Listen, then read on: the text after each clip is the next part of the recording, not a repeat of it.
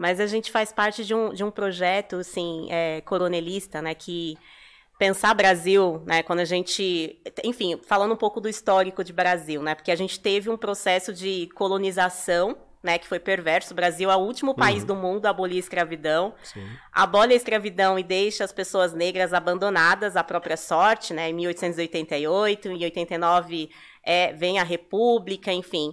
E aí, esse projeto de país, onde o Brasil era muito mal visto, né, pelo restante do mundo, pelo fato de ter muitas pessoas negras, né, o que vai ser de um país que tem maioria negra, né? Era um país que era mal visto nesse sentido. Até tinha-se um certo medo de uma revolução negra, como houve ali uma revolução negra no Haiti, onde as pessoas negras tomaram o poder, mataram os brancos, tinha-se esse medo, inclusive, né?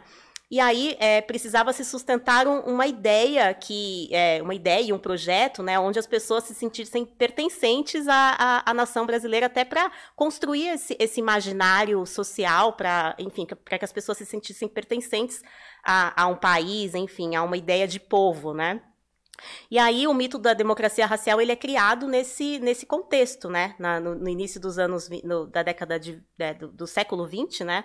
Onde está se pensando o Brasil, pensando ordem, progresso. Então o mito da democracia racial é justamente o que vai permitir essa unidade sobre a nação brasileira, porque era um país onde nesse mesmo contexto já se projetava, né? Já se tinha um projeto de embranquecimento da nação brasileira. Então, já começa o racismo ali, então. Não, racismo desde sempre, né?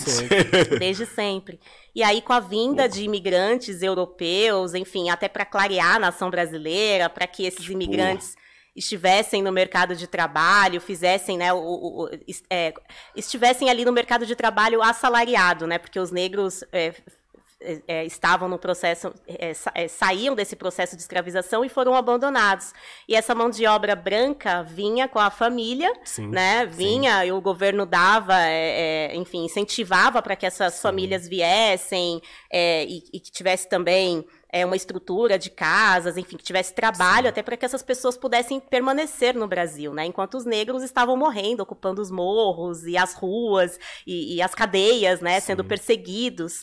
E esse construto de nação, né, essa ideia de mito da democracia racial, é justamente para suprir essa lacuna, né, para que a gente pense o Brasil a partir dessa noção, né, de que os negros tinham um lugar. E esse lugar era muito visto pela lógica de uma miscigenação, que é uma miscigenação, né, que muita gente, nesse contexto, descreve a miscigenação como algo que não foi violento, mas ela sempre foi violenta no Brasil, né? Sim. A partir do estupro das mulheres negras, das mulheres indígenas, né? Sempre houve essa miscigenação perversa, né? O que era a mulher negra num contexto de escravização também, o uso do corpo da mulher negra nesse contexto, né? Que era um uso perverso.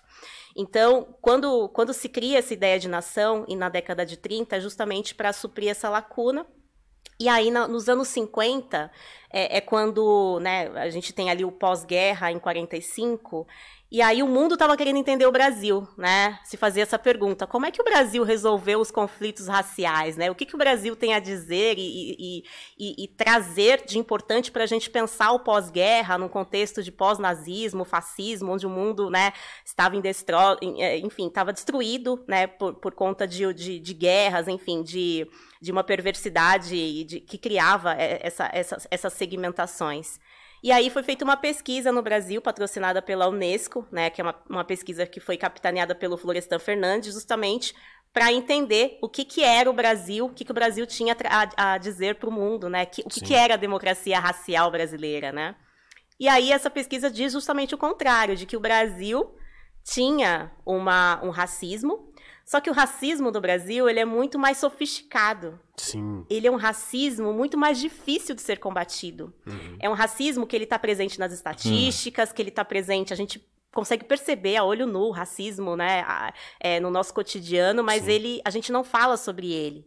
A literatura, né, inclusive houve até um epistemicídio, a gente não orienta a nossa realidade a partir do racismo, né? A gente falou muito da questão social sempre e falava pouco da questão racial.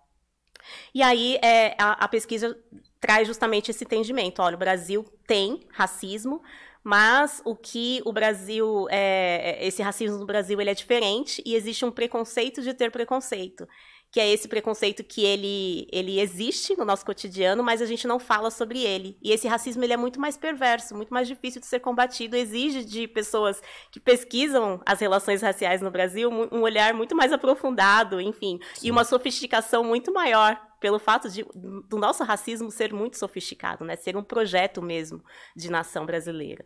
Então, é esse o racismo que a gente vive cotidianamente, né? A gente está em outro momento histórico agora a gente está no momento de acirramento dessas tensões, onde uma branquitude, né? Onde as pessoas colocam a questão de segmentação de forma, enfim, o racismo de forma muito mais direta, né? Coisa que não se tinha até pouco tempo. Mas a gente tem que reviver esse passado até para entender também esse apagamento, né, do que foi a nossa própria história, para entender esse momento histórico que a gente está vivendo hoje, né, que enfim, quem é preto, pobre e de periferia sabe que o racismo sempre existiu, não tá pior, óbvio que tá pior, né, mas isso, enfim, muita gente que não sentia esse pior, né, esse Brasil pior, a gente já sentia muito antes, né, então isso não é novidade para nós, né, então a gente vai ter que enfrentar esse momento também que exige um novo entendimento sobre essa realidade que a gente está vivendo, né.